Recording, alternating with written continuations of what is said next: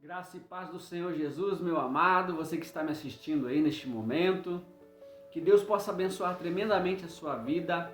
E nós estamos aqui mais uma vez com um vídeo da Palavra de Deus, palavra que vem trazendo edificação para as nossas vidas. O alimento diário nosso é a Palavra de Deus.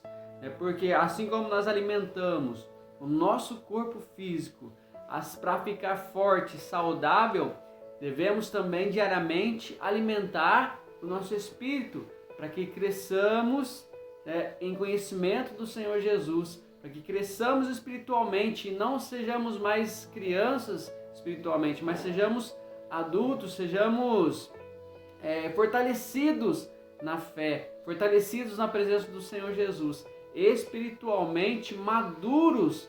É isso que Paulo vem falando para a igreja de Filipenses. E nós vamos falar um pouquinho sobre isso.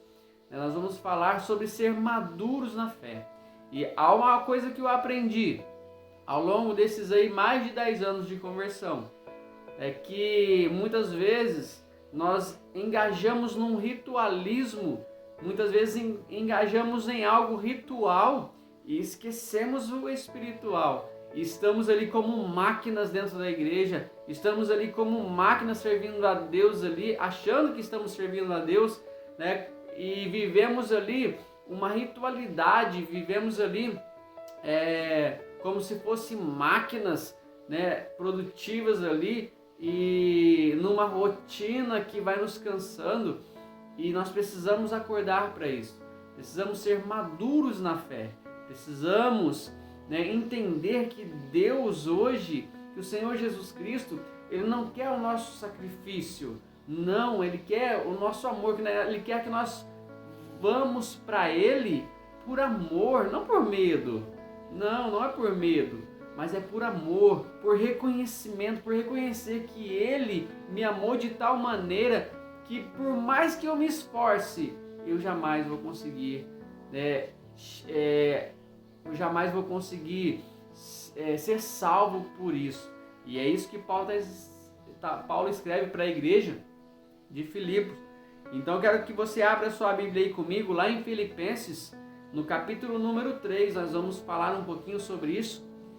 Filipenses, capítulo número 3, lá no a partir do verso 1, diz a palavra de Deus assim. A versão que eu estou usando hoje é a NVI, que eu tenho usado todos os vídeos, né? Eu estava vendo também na nova tradução dos dias de hoje, fica bem claro também, depois nós vamos dar uma passadinha nela.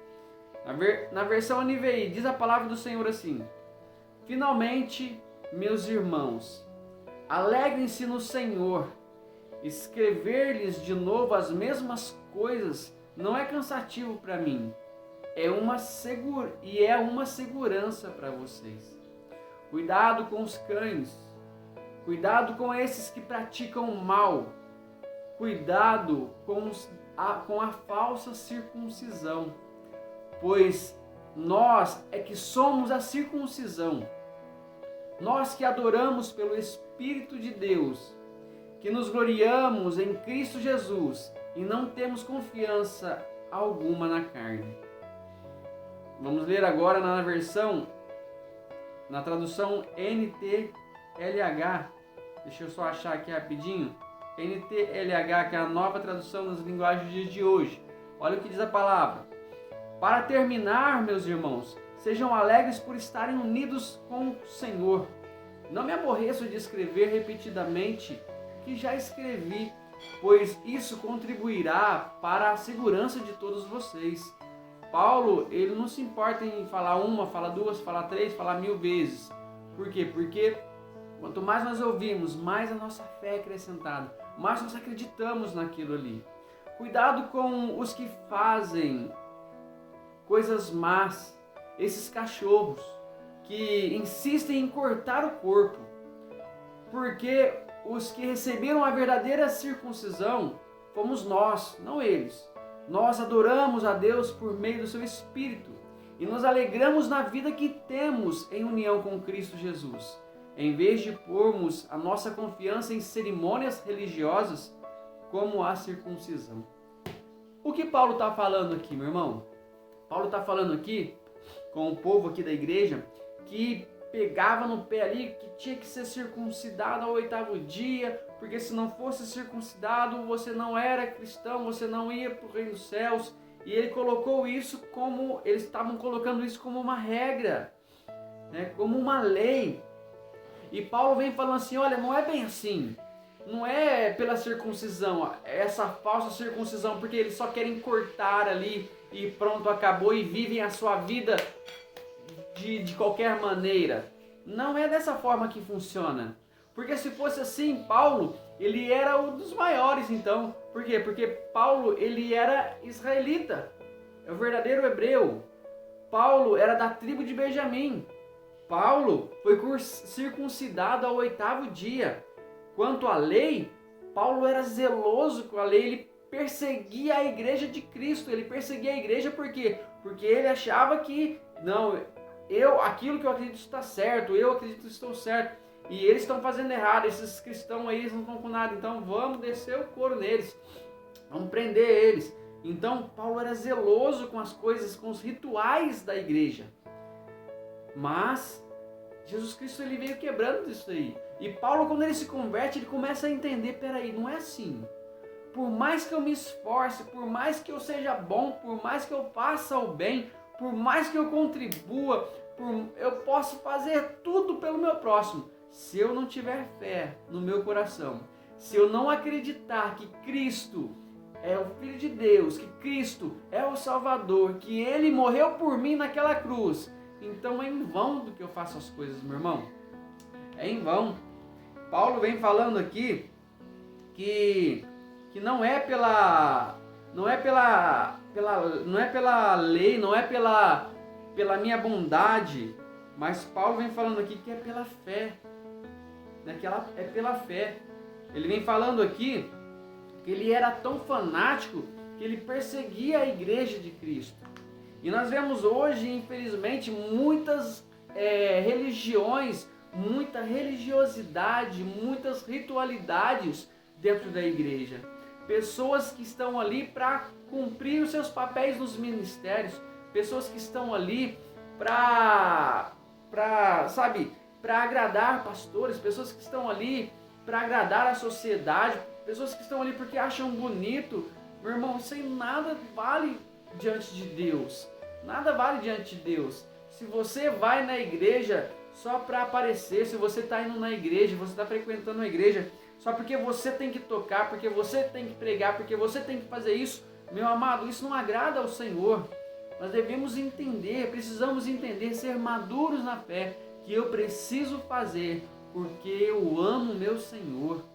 Eu preciso fazer porque eu amo o meu amado, porque ele me amou primeiro, ele deu a sua própria vida por mim.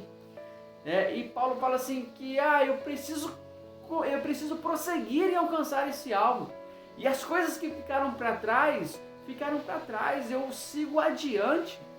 Muitas pessoas ficam remoendo o seu passado. Muitas pessoas ficam assim, mas ano passado eu pequei tanto, ano passado eu fiz isso, eu fiz aquilo, o passado ele me serve para mostrar quem eu era, mas depois que eu nasci, depois que eu tive um novo nascimento, eu não sou mais daquela forma, e hoje eu luto com as minhas forças, hoje eu luto com a graça de Deus, com o Espírito Santo ao meu lado, para mim não voltar como eu era, e todos os dias eu preciso vencer essas batalhas, todos os dias eu preciso lutar essas batalhas, e o Espírito Santo me ajuda a vencer, e não é pelo meu entendimento, não é pela minha força, porque eu sou fraco, eu sou o pó da terra, eu não tenho forças para poder vencer isso, mas o Espírito Santo de Deus, entenda uma coisa, o Espírito Santo de Deus, ele nos capacita, ele nos faz lembrar do manual que nós precisamos ler, entender para que nós possamos viver uma vida reta diante de Deus. É o Espírito Santo de Deus que nos faz lembrar, é o Espírito Santo de Deus que nos conduz a andar em caminhos certos, a ser santo, a ser irrepreensíveis na presença de Deus. Paulo vem falando tudo isso aqui na carta que ele escreve para a igreja de Filipe. Então, meu irmão, não adianta viver nessa ritualidade que você vive. sai dessa, porque isso aí é só peso, é só enfado, é um fardo pesado demais para carregar e você não precisa carregar isso. Você precisa começar a entender de que maneira Deus te ama, de que maneira Cristo ama você, de que maneira Ele deu a sua própria vida por você que está me assistindo hoje. E por mim também, é claro.